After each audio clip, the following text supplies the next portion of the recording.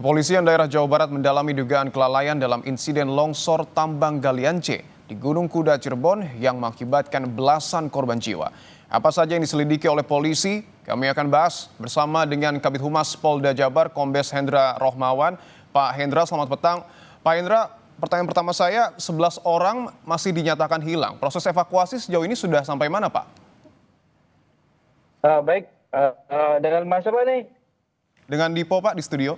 Halo, Pak Ipo, ya. Mas Ipo, jadi Baik. kami tadi sekitar jam 12 sampai jam 13.00 itu melakukan istirahat dulu, ya. Dan kita dapat melihat salah satu eskavator yang tertimbun, ya. Tapi ada beberapa dump truck yang informasinya itu ada 4 lagi masih belum terlihat. Dan kemudian dilanjutkan tadi, dan sampai saat ini kita belum dapat informasi untuk korban yang selanjutnya belum kita temukan dari 11 yang dapat laporan dari Polres maupun juga tim gabungan. Demikian, Mas.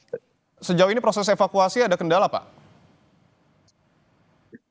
Kendala memang tidak ada ya, tetapi memang dengan lokasi bahan tambangnya itu pasir dan batu yang cukup besar. Jadi kita tidak bisa mengerjakan secara manual. Jadi kita harus menggunakan ekskavator yang sudah di lokasi itu ada 5 dan yang 2 adalah dozer ya. Tapi karena di sini menggunakan alat-alat berat ini sehingga kita belum bisa langsung mengerahkan dari K9 tadi untuk mendeteksi para jenazah yang ada di timbunan batu tadi itu. Ya, ini kendala kita di situ, tidak seperti mungkin tanah biasa sehingga kita bisa langsung ke lokasi orangnya, tapi menggunakan alat berat. Dan posisinya juga kita masih mengkhawatirkan ada beberapa retakan di atas dan juga ada tonjolan gantungan di bukit itu masih cukup rawan sehingga kita harus betul-betul menggunakan SOP yang benar. Jadi kendalanya di situ betul-betul karena alam. Ya. Kalau kita lihat konturnya Pak, Gunung Kuda, dan lihat secara visual itu sangat tinggi sekali, apakah betul ada dugaan kelalaian terkait dengan prosedur penggalian yang tidak dilakukan secara terasering? Betul sekali, jadi dugaan itu sangat kuat ya, karena dari lokasi itu dia hanya menggempur saja di bagian bawah, kemudian secara manual dia gunakan ekskavator untuk masukkan ke dump truck, tapi tidak melihat keamanan dari kontur tanah dan batu yang di atas itu, sehingga kalau terjadi keguguran ya sangat mungkin besar. Dan ini menjadi catatan buat kita, sehingga ada beberapa pasal yang kita tetapkan kepada mereka ya. Ada 6 terperiksa yang sudah kita lakukan, utamanya kepada Abdul Karim ya, kepada Ade Rahman. Ini ada beberapa pasal yang konstruksinya sudah kita bangun dari mulai KUHP pasal 359, kemudian juga ada Jo-nya itu pasal untuk kecelakaan laka kerja, itu Undang-Undang Nomor 1 Tahun 2003, itu pasal 474, yaitu semua ancamannya adalah 5 tahun ke atas ya. Dan ada satu lagi untuk Jo-nya, yaitu pasal lingkungan hidup,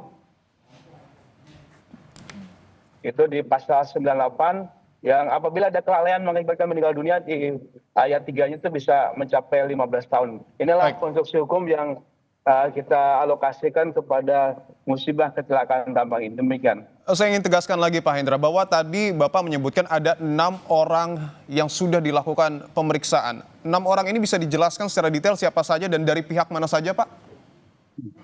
Nah, jadi untuk yang Haji Abdul Karim ini merupakan salah satu, bukan salah satu, tapi pemilik ya, pemilik dari izin tambang itu. Kemudian Ade Rahmat itu adalah manajer lapangan operasionalnya yang berkantornya ada di situ juga. Kemudian untuk yang 4 lainnya adalah merupakan karyawan yang posisinya kalau disebut bentuknya ceker ya, tetapi di situ maksudnya adalah yang mengatur bagaimana pasir dan batu itu untuk masuk ke dump truck. Jadi memang karyawan di situ yang juga ada di posisi saat itu ada juga yang sedang mengerjakan tugas dalam pembagian pasir dan batu di lokasi itu.